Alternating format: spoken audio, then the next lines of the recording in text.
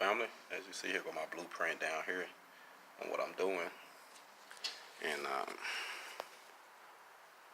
pretty much knocking it out. I'm almost done. Got to put the kicker on this side over here, and we'll have it knocked out.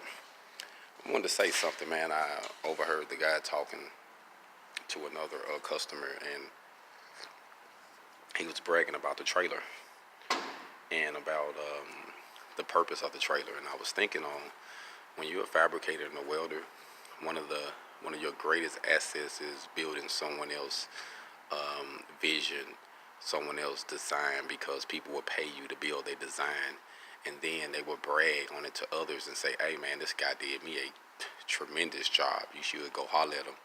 And I think that's how we stand out, man, being independent welders, being able to do exactly what we say we can do, and then providing it, and that way the clients that we're dealing with will be able to tell their friends, hey man, this guy can do anything on paper.